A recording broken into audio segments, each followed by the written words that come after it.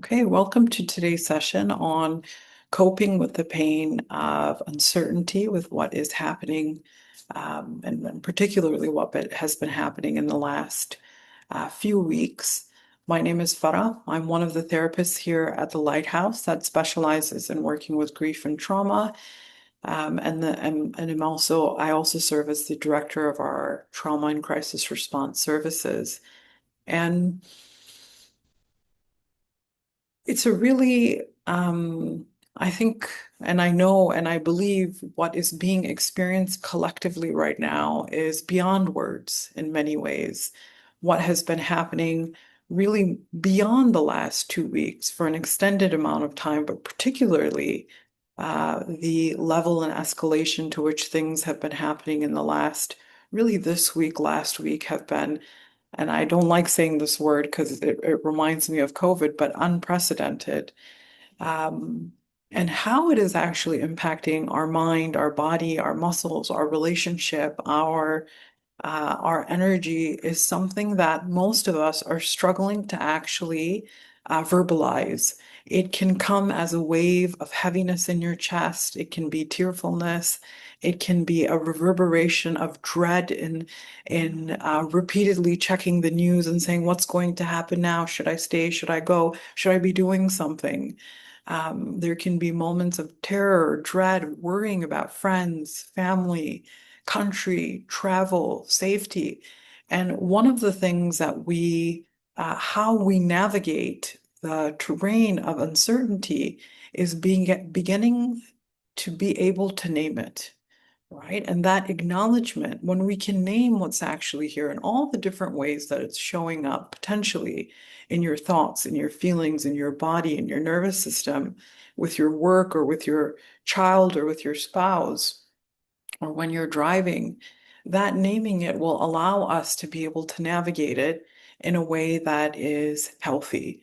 Uncertainty is not something that we can resolve or fix, right? But learning how to move with it is something that can be really important to anchor us during times that feel totally unpredictable, uncertain, the sense of for many of us, for many people I'm seeing in the community, each day can sometimes, moments can feel incredibly ordinary, where you're still having to show up for life and do all of the tasks of things, drive, tend to your work, tend to your children, do the ordinary things of life. And simultaneously, there can be this enormous split of, but everything doesn't feel okay.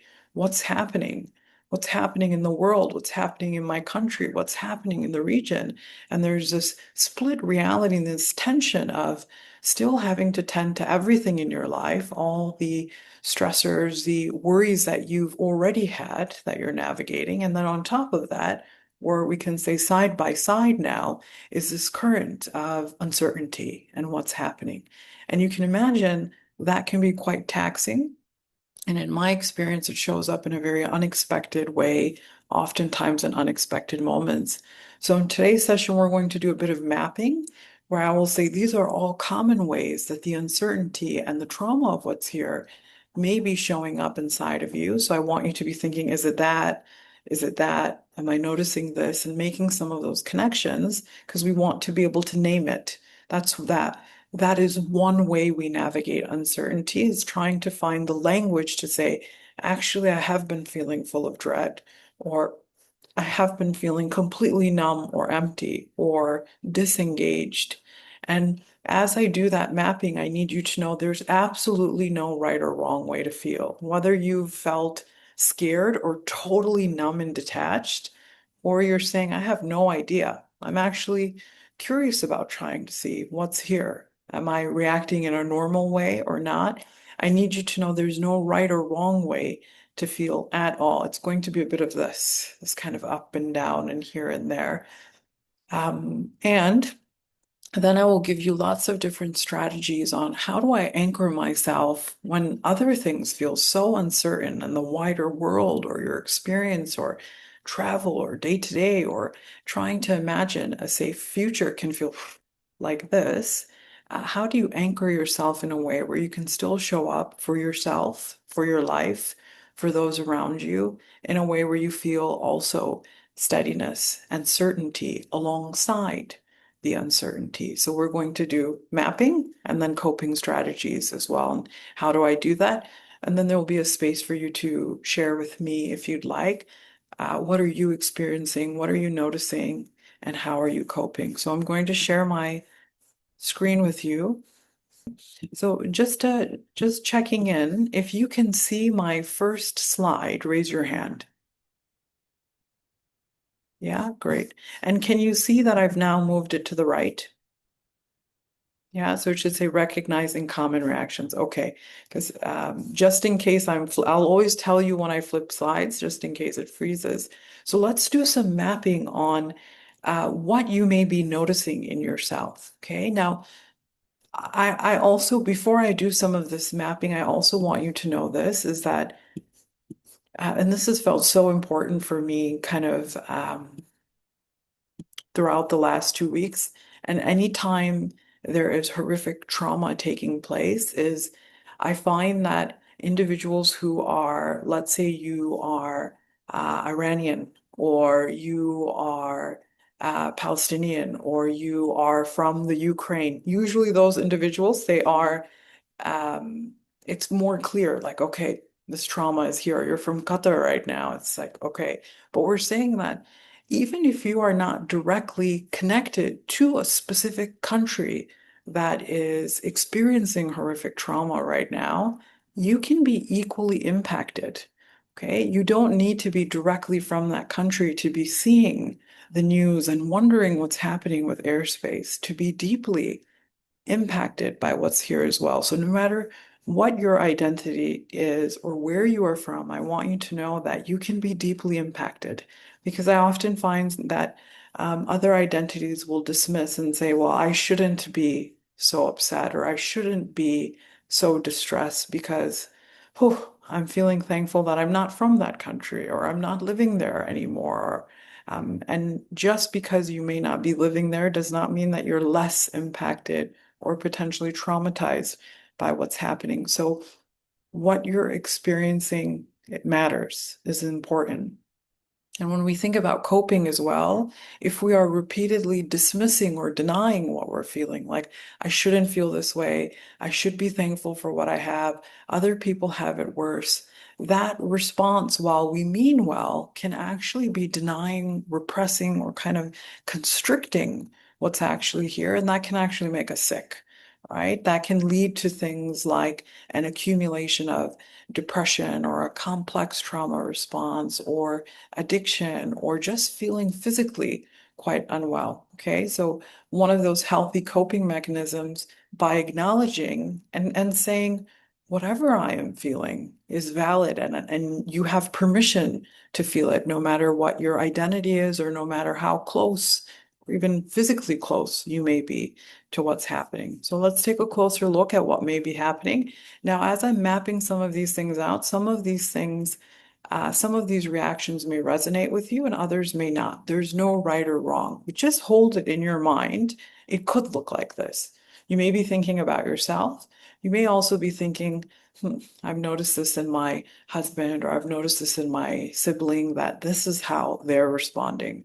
So there can be fear, and fear can show up as, what if this happens? What if this happens? What if that happens? That catastrophizing, that is absolutely understandable. That when we repeatedly are seeing what's happening, there's like an alarm system that goes off in the body that's saying, I'm not actually safe. And that fear can sometimes not be what if thinking. It can also show up as a general sense of dread, where you're navigating your day and there's this what we call hypervigilance, like, well, some moments feel totally okay, and then the mind, or you check the news, or you just consciously remember, but what's happening? Am I actually safe? Are they, are my people safe? Or is my home safe? Is the region safe? What is actually happening? That fear can also be, most recently we're saying even with airspace closing, opening, what's happening, and for many people, they were repeatedly also checking what's happening. And the reverberations of that now stay, which is just a general sense of fear. Okay. And that fear can be a heaviness in your heart. Um, and one of the mysterious ways I find it shows up, if generally we ask a friend or a family member or even a colleague, how are you doing? They'll say things like, yeah, I'm okay. It's been, it's stressful times, it's uncertain times. And sometimes that fear can show up as a great irritation where someone takes a wrong turn or someone forgets something, or your food is late, or someone forgets something you ask them to do, and the response can be explosive or feel really big inside of you. And oftentimes, what's actually happening is you're so full of life and everything that needs to happen, and the worries that are here, and the uncertainty that's here, that when that small thing goes wrong, it feels like not that too. That should not have went wrong. I can't control all of this.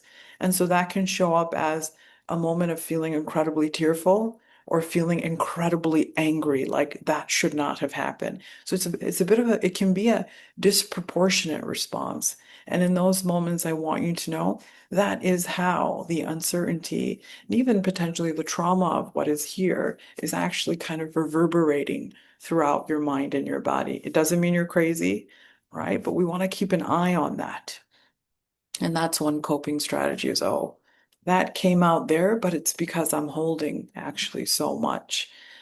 So it can come as waves of sadness, survivor's guilt, which we see is, when people ask me, like, how does this collective trauma and grief in the region and this uncertainty, how does it tend to impact mental health of those who are living here? And I would say one of the most predominant kind of formative experiences that I see is survivor's guilt.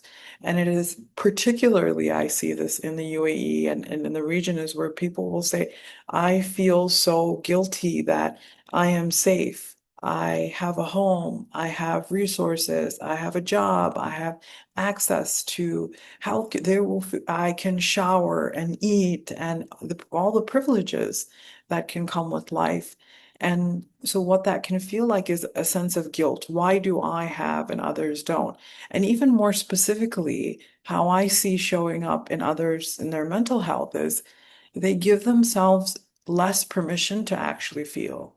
So they may be having health issues, they may have experienced a loss, they may be burnt out or depressed from other life circumstances or situations. And then we add in what's happening, and it can show up as just feel so guilty that I'm even struggling with all this other stuff because look what's going on over here in my home country or in the world. That that dismissing or that feeling guilt is a strand, an experience of survivor's guilt. I shouldn't be feeling this way. It's very different from perspective. Perspective can actually be healthy, and perspective will be when you're experiencing something difficult and you say, I do feel, I acknowledge I'm going through something really difficult right now. And with the worry of what's happened this week, I felt very stressed. I felt very concerned. I felt very exhausted. And I am grateful for the resources that I have and the safety that I have. And that was really difficult. So a perspective can add gratitude, and perspective can be a beautiful thing to have.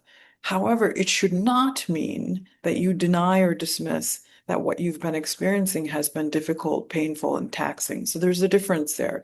Survivor's guilt will push it and fuel denying or repressing. Okay.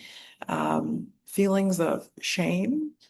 And shame can often come when, think of shame as quite different from guilt. Guilt is more behavior specific. Guilt can be, I feel guilty that um, I didn't call that person, or I feel guilty that I haven't checked in on more people, or I feel guilty that I haven't been involved in some type of activity to support others. So guilt is specific to a behavior. Shame is what's wrong with me that I haven't had more energy?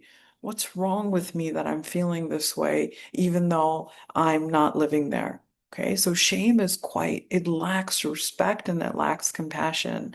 And shame can be a pretty big risk factor. We need to keep a close eye on it to it can evolve into other mental health concerns. Okay, but so keep a close eye on that one. There can be waves or moments of helplessness, hopelessness. Is this ever going to change? When is this going to end? Feeling um, so small in response to the scale of what is happening and escalating. So this is part of the experience of uncertainty and also helplessness, feeling like, how how can I even engage with what is happening? Because it feels so beyond my control. Okay. Disbelief, pointlessness. So it can be very common to potentially feel a little bit disengaged from your work, from routine conversations, and just feeling like, does this actually even matter when that's happening over there? Okay.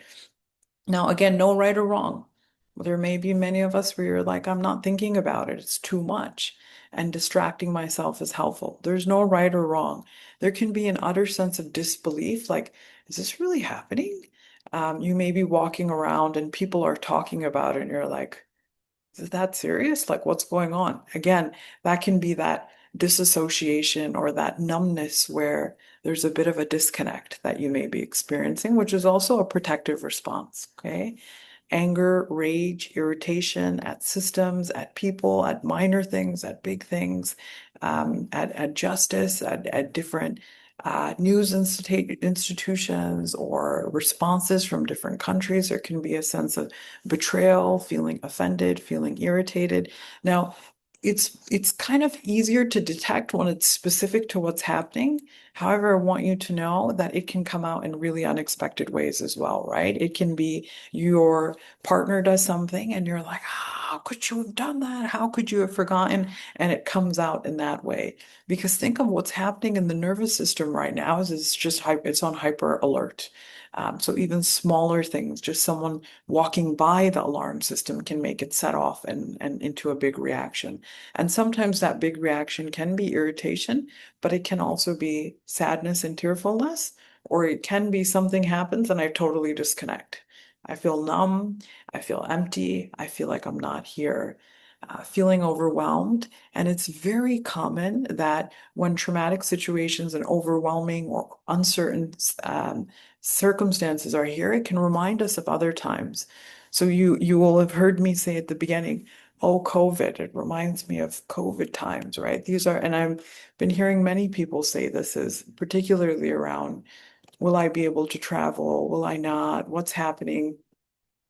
It's really on our minds right now. And I hear people saying simultaneously feeling guilty, right? And that survivor's guilt and saying, I feel guilty that I'm worried about this, but what's also happening? Is it safe to travel? Will I be able to see my family come and go? All of these things are quite present.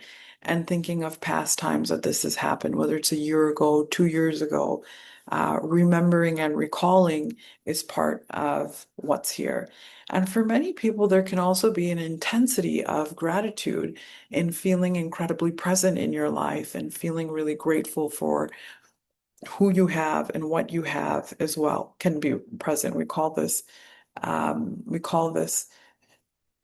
the technical word is post-traumatic growth, but the post is not really applicable in our situation. So we can just call it traumatic growth. Now, you may say emotionally, I don't know what I'm feeling, but it's hard for me to concentrate, feeling a bit foggy, forgetful, a bit disoriented sometimes, and there can be intrusive thoughts and images. So everything you are hearing, the images, the missiles, the explosions, the looking to the skies, all of these things that we are seeing may be flashing before your eyes in certain moments. I've had people say to me, I'm often looking outside to see, are the skies okay? Again, this is part of that, really that trauma response that can be here. We want to keep an eye on that.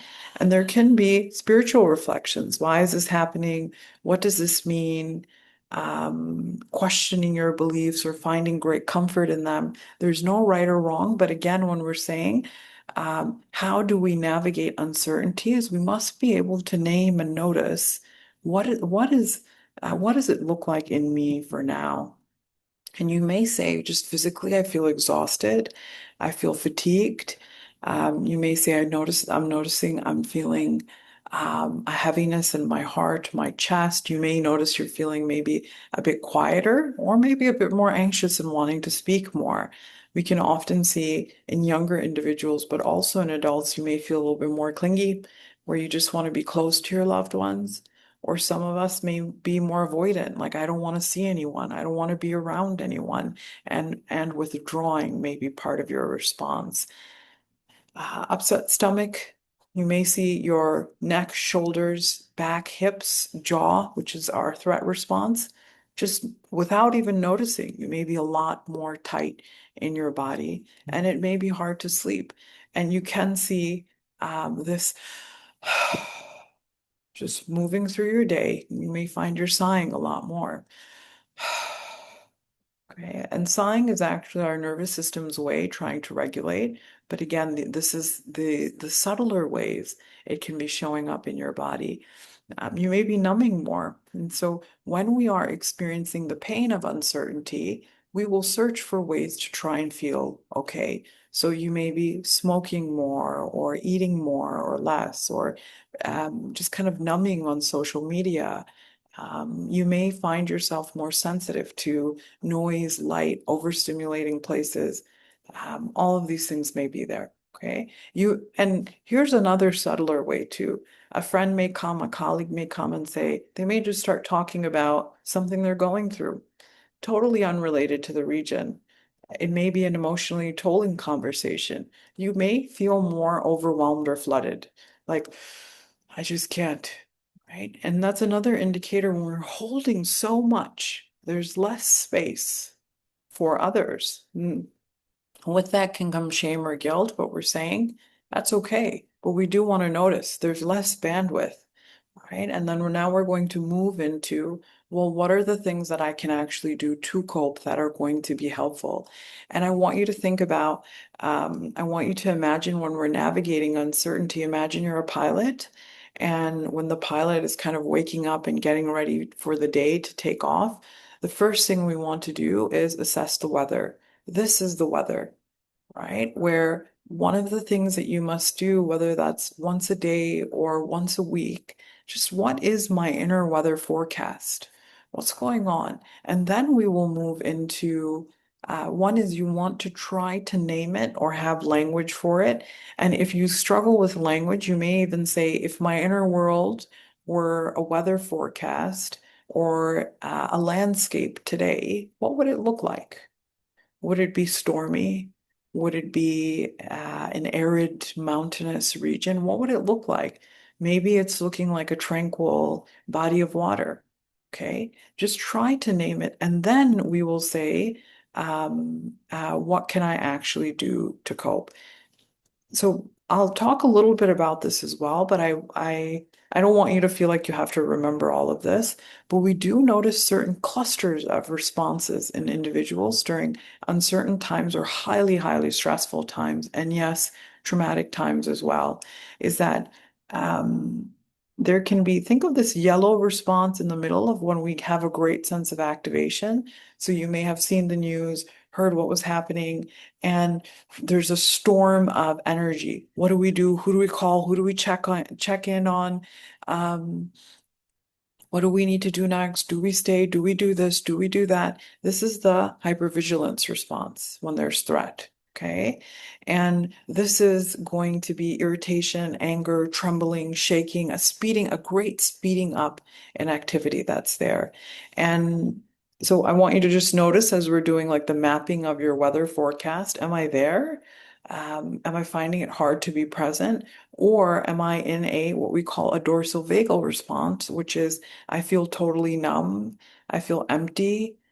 When we're in dorsal vagal, it can also sound like this. I just can't believe this is real. Like, is this really happening? And sometimes when we see a freeze response, we think that person is really calm and grounded. Okay. But it may not be that they're actually calm and grounded. It's that they're in a freeze response. So just noticing that. And freeze can also be an utter sense of I feel helpless, I feel hopeless, things are never going to change. And it's the most terrified a nervous system can be. Now, when we look at how do I actually cope, and what are the things that can help me move with this uncertainty and navigate it in a healthy and protected way. We're going to try and get down to this green, which is when we start to feel calm. And remember, calm doesn't mean there's no worry and uncertainty. It's saying alongside the fear, worry, and anxiety that's here, I also am able to be present. I'm also able to be curious. I'm also able to navigate, to respond to the situation and not just be in a reactive state. Okay. So coping is going to be how do we get back to that place where I'm feeling more present in this moment? Okay. All right. So the first thing you want to do, and I'll probably speak for about 15 more minutes and then I'll check in with all of you, which is to the best of your ability during this time, try not to engage with people that you don't, that are generally draining. So if that's certain family members, if you can, try to limit interaction with them, particularly on the days and periods of time that feel most upsetting or difficult for you. Try not to compare your response. You may be looking at a friend or a colleague and thinking, should I be feeling more of that? I've had so many people say to me, I feel totally numb. I don't know what I'm feeling. It's just too much. I can't. And with that can come a lot of shame.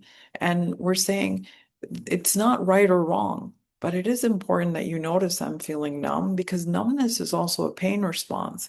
I want you to think about um, like when something has been hurting for so long, our body with physical pain too can numb that pain. There can be a lot of adrenaline that will numb the pain as well, right? So we just want to notice that numbness too requires intervention and care, although it's not wrong. So try not to compare what you're feeling to your friends or family. There's no right or wrong. Don't judge what you're feeling. And judgment sounds like this. I should be feeling more of that, or I should be doing that more of this, or should I be crying more or less? There's no right or wrong. Okay. You want to speak to yourself the same way you would a best friend. Now, if you're feeling more of that hypervigilant response and you want to avoid caffeine or any type of stimulant that's going to make you more anxious, and if you're feeling that low, numb, empty response, alcohol is a depressant, so it can actually worsen that feeling. So keep that in mind. Try to avoid overstimulating places.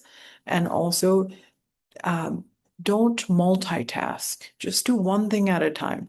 I'm just eating. I'm just watching something. I'm just talking to someone. Don't do these four, kind of five tabs open all at the same time. Do not watch movies, shows, or any type of content that is images of death, dying, war, violence. That can actually be harmful. Okay. And I'm going to talk specifically about your relationship with social media and the news and some tips on that shortly. So the non-negotiables are going to be to the best of your ability, try and sleep, eat well. You want to take a probiotic. Your gut health holds a bridge between your brain and your stomach. And as I'm saying this, at no point am I saying you just sleep well and everything's going to be okay and you won't be upset. No way. It's saying in order to endure long periods of uncertainty, it's saying, how are we going to sustain ourselves to still show up with health while holding pain and uncertainty? And the way to do that is to make sure we have to go to body first. So water, food, movement, rest, non-negotiable, right? And if you're saying I'm really struggling to sleep or I just don't have energy to move, these are important reasons to check in with even your doctor to say, let's do some general blood work, make sure there's nothing that we're missing, and also speaking to a counselor to say, how can we problem solve some of these things to get you moving, sleeping, eating well? And you want to adjust your expectations of yourself. You cannot expect yourself to perform like an Olympic athlete when there are these invisible injuries of uncertainty that are being held as well. Okay. Now, one of the most critical steps with navigating uncertainty, specifically this what's going to happen, what's changing, is routine.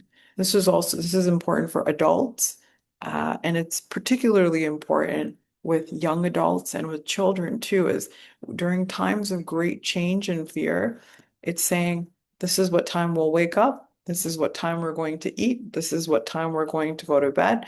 Once a week, there's going to be this. That routine, which still was flexibility, is actually what's creating certainty alongside uncertainty. So in the week, what you can control, and maybe I will call this person at this time, we'll call my parent, or we will have tea at this time, or we will sit at this time, or I will have alone time at this time. These anchors can create a lot of safety. So I would really highlight this one as well. Now, the third one is the one that we can struggle to do. Some of you may be great at it, but given our culture and stigma around mental health, most of us growing up in communities where and families where we didn't talk about feeling whatsoever. It's like you're safe, you're fed, you're fine. Just be grateful for what you have. And we're saying we know that information was meant. They all meant well, and we know that's actually harmful for. It's very harmful for our mind and body to not acknowledge what's happening inside. So we're saying these spaces, whether it's 3 minutes once a day or once a day, 30 seconds, where you try to name basically what you just did with me today. And you said, it's that feeling, it's that I've been irritated, and try to name it. That's going to be helpful. And then once you have acknowledged the feeling and said, I'm tired, I'm exhausted, I'm sighing, my shoulders hurt, you know, um, I was so angry. I wanted to yell at the waiter. Okay. Just noticing these things that came up. Now we're going to say, we're going to search for soothing, not solutions. Okay. So these are regulation strategies. And we're basically saying, alongside this fear and uncertainty, we want to build that presence, calm, okayness, steadiness, and have that too. And the way we would do that, it may be scent. So think of sensory experiences. So it may be, I'm feeling really overwhelmed. It may be spraying something. It may be turning the lights down. It may be fabrics or wearing something or holding something that feels comforting. It may be certain things that you're tasting. It may be connecting with nature. I know it's very hot outside right now. It can even be um, it can be gazing outside the window at the expanse of the sky or at the sea. It can be watching nature documentaries or even images of nature. We know the patterns and the colors, particularly blue and green that we see, can be soothing for our mind and our body. And again, at no point am I saying, you know what, you're afraid, like, so look at the sky. No, it's saying we acknowledge the gravity of what is here and what would also bring some slight comfort in this hour or in this evening. So things like breath work, and there's so many different kinds, but I would just start with even just conscious breathing. When we're highly stressed, our breathing gets very shallow. So even just in through your nose and hold two and out through your mouth. Just even conscious breath. You're basically communicating to your nervous system that right now, wherever you are sitting, I'm safe. Now, your nervous system's like, I don't believe you. And then we check the news, we know what's happening. And alongside that, also intentional conscious breathing. It may be compassionate touch. It may be hand on heart, hand on head. It may be hand on heart, hand on stomach. Okay. There can also be, again, I'll tell you many strategies. You'll pick and choose what resonates with you, but it can also be warming up your hands and then putting hand on heart, okay, and just noticing that. Acts of service. So it may be showing up for someone in your life. It may be volunteering. It may be getting involved in some way. Consciously searching for the good. And there can be so many moments feeling confronted with evil and violence and darkness. And it's saying, where in my world today did I see the good in others, where I felt connected, I felt inspired, I felt like there was some hope that also arrived in humanity and in people as well, in your world, in your environment. Massage. We know that the stress that's here, it's not just in your mind, it's in your tissue, it's in your threat response. This can also be very important. And I didn't say on here, movement is also very essential. Now, if you're feeling a great sense of anxiety, we're going to say things like cardio are going to be very important. And if you're feeling more kind of numb, detached, empty, that dorsal vagal, things like massage, gentle moving, focusing more on your flexibility is going to be important. Okay. Now, I'm going to take you a little bit deeper on this, which is when we think about regulation strategies, I'm going to go a little bit deeper, which is there's three vehicles in how we can regulate. One is in through your body, one is through your environment and orienting, and then one is through other people. Okay, so these are the kind of three entry points of thinking about how can I regulate and cope with what's here. And body is going to be things like breath work, humming, singing. And I know that may sound strange, but we're saying so there's the fight or flight system that is responsible for activation. It's the vigilance and the fear and the what if and the catastrophizing. And the other system, we call it our rest or digest or parasympathetic nervous system. It's only responsible for calming us, making us feel steady, and it's connected by a nerve called our vagus nerve, and it goes from our brain to our bowel. And one way we can access it is through this.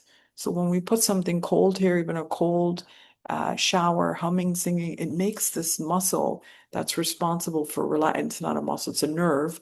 It makes it more robust to help us feel a little bit steady, a little bit calm, a little bit curious. Even when you're feeling a bit curious, that's also an indication of settling or soothing that is here. Okay. When we're not curious and we're just feeling hijacked by our fear and worry, we really need to up our regulation in those moments.